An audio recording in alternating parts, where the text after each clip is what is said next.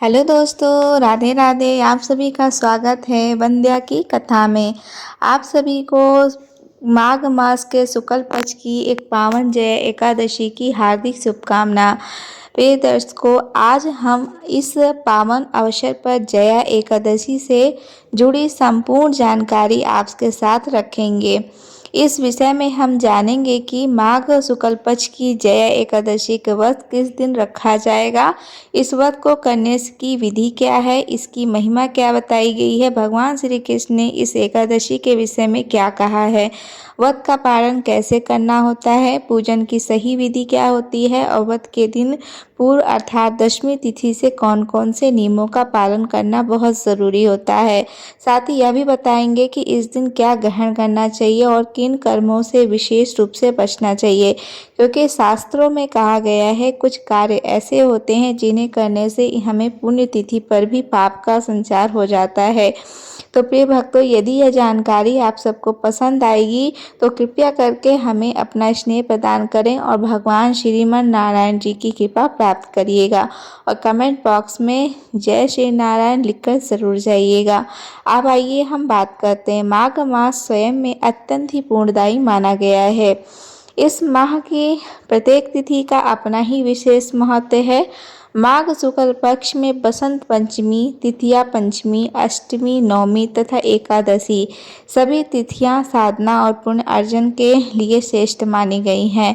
भगवान नारायण स्वयं कहते हैं, जो मनुष्य माघ मास में स्नान करता है अथवा इस मास की एकादशी का विधि पूर्वक व्रत करता है, उसके समस्त पापों का नाश हो जाता है। माघ शुक्ल पक्ष की जया एकादशी को विजय प्रदान करने वाली एकादशी कहा जाता है।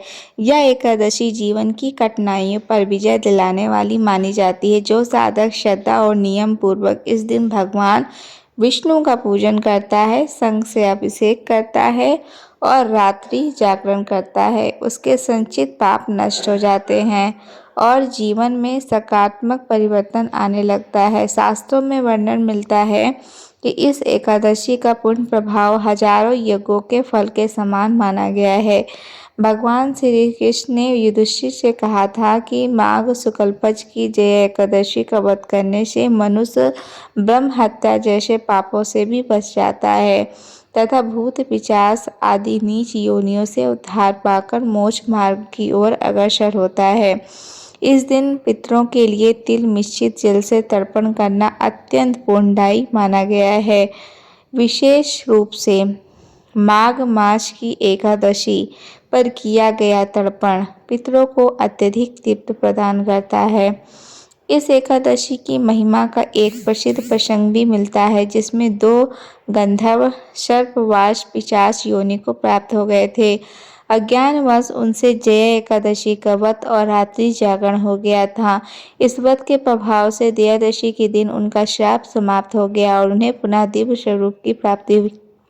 इससे यह स्पष्ट होता है कि जब अनजाने में किए गए व्रत से इतना बड़ा फल प्राप्त हो सकता है, तो जो व्यक्ति श्रद्धा और संकल्प के साथ इस व्रत को करता है, उसके पुण्य का अनुमान लगा ही सकते हैं। आप प्रश्न उठता है, इस व्रत को कैसे किया जाए? शास्त्रों के अनुसार जया एकादशी के व्रत की तैयारी दशमी तिथि से ही आरंभ हो जाती है।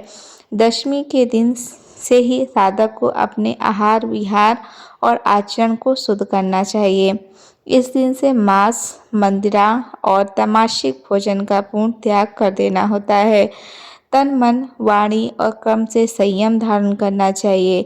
दशमी की रात्रि से ही भगवान विष्णु का नाम लेना चाहिए, व्रत का संकल्प करना चाहिए और साथ ही इस व्रत को शास्त्रीय विधि और पूर्ण नियमों के साथ करना चाहिए। जो भी इंसान श्रद्धा पूर्वक नियमों का पालन करता है, इस व्रत को आरंभ करता है और विधि विधान से इसका समापन करता है, उसकी हर मनोकामना अवश्य पूर्ण होती है। जया एकादशी के दिन पितरों के लिए तर्पण करना विशेष रूप से फलदायी बताया गया है।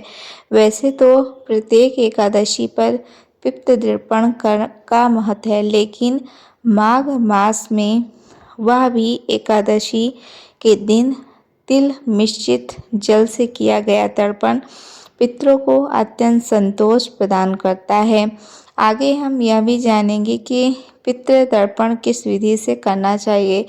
भगवान श्री कृष्ण स्वयं एकादशी की महिमा बताते हुए कहते हैं कि जया एकादशी के पूर्ण प्रभाव से माल्यवान नामक गंधर्व और गंधर्व कन्या पुष्पति का उद्धार हुआ था। देवराज इंद्र के श्राप से वे दोनों 50 योनि को प्राप्त हुए और लंबे समय तक घोर कष्ट भोगते रहे। एक बार अज्ञानवश उन्हें माघ शुक्ल जया एकादशी का व्रत हो गया और उसी रात्रि से उनसे जागरण भी हो गया। इस व्रत के प्रभाव से जब अगले दिन द्वादशी का सूर्यग्रहण उदित हुआ तब देवराज इंद्र का श्राप समाप्त हो गया था और दोनों पुनः अपना देव गंधर्व स्वरूप प्राप्त कर लिए थे। इस प्रकार यह एकादशी मनुष्य के अत्यंत भारी पापों का भी नाश करने वाली मानी गई है। जब अनजाने में व्रत इतना महान फल दे सकता है तो जो व्यक्ति संकल्प लेकर श्रद्धा से पूजन करता है तो उसके तो पुण्य का वर्णन करना ही असंभव नहीं है। ये इतना फलदायी व्रत किया है जैसे कि इसकी विधि क्या है, इसके नियम कौन कौन से हैं, इसका पालन किस प्रकार करना चाहिए। शास्त्रों में बताया गया है कि जया एकादशी के व्रत की तैयारी एक दिन पहले अर्थात दशमी तिथि से ही आरंभ हो जाती है।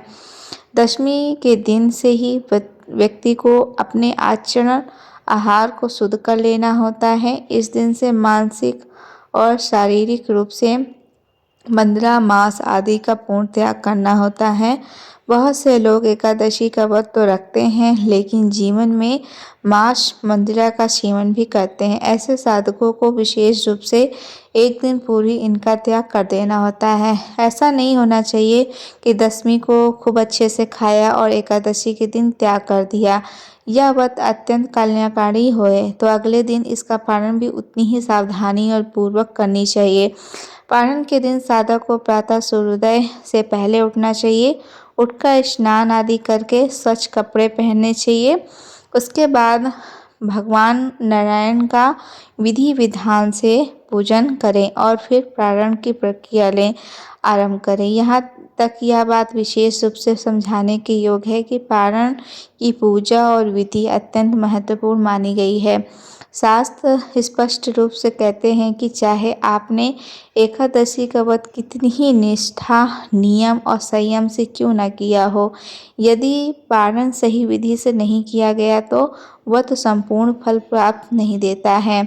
अब पारण का मूल नियमों का समझ लेते हैं। शास्त्रों के अनुसार यदि एकादशी के अगले ही दिन द्वादशी तिथि हो तो पारण उसी द्वादशी में किया जाता है, लेकिन द्वादशी के आरंभ पहले 6 घटी अर्थात लगभग 2.5 घंटे का समय अवसर काल रहता आता है। यह समय व्रत के लिए माना गया है। इस प्रकार काल लगभग 2.5 घंटे के पालन के लिए नहीं। इस वर्ष जया एकादशी का व्रत किस दिन किया जाएगा? वर्ष 2026 में माघ मास के शुक्ल पक्ष की एकादशी तिथि 28 जनवरी को शाम को लगभग 4:55 पर हो रहा है और इसकी तिथि 29 जनवरी को दोपहर 1:55 तक रहेगी।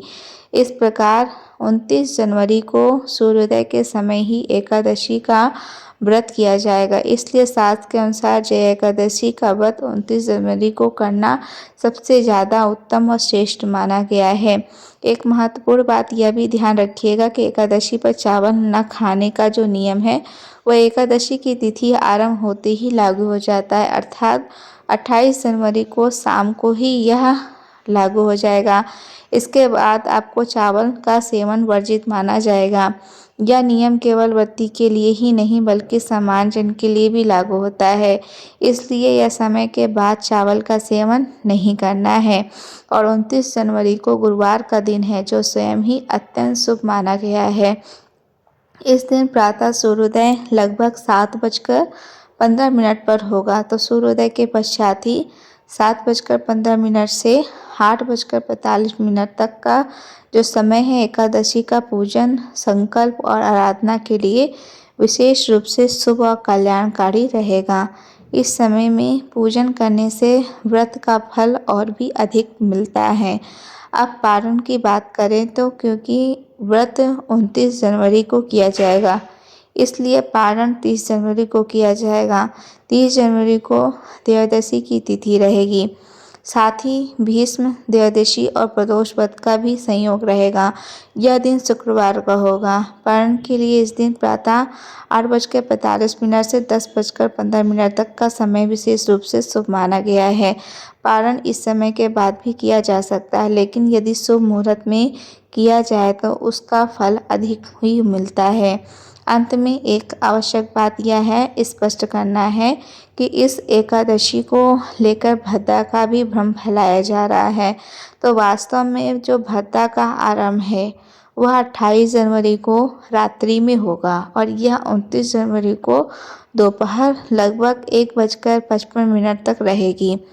लेकिन इस प्रथा का जया एकादशी के व्रत पूजन या पारण पर कोई भी नकारात्मक प्रभाव नहीं पड़ता है, इसलिए भद्दा को लेकर भयभीत होने की या व्रत छोड़ने की कोई ज़रूरत नहीं है। यही कारण है कि सही शास्त्रीय जानकारी का प्रसार अत्यंत आवश्यक है। आप सभी से निवेदन है कि इस जानकारी को अधिक से अधिक लोगों तक शेयर करिएगा, जिससे उन सब में भी भ्रम फैलने की कोई वो ना रहे। और अगर आपको हमारी ये जानकारी पसंद आई होगी तो हमारे चैनल को सब्सक्राइब कर लीजिएगा, वीडियो को लाइक कर दीजिएगा और कमेंट बॉक्स में जय श्री नारायण लिखकर ज़रूर जाइएगा।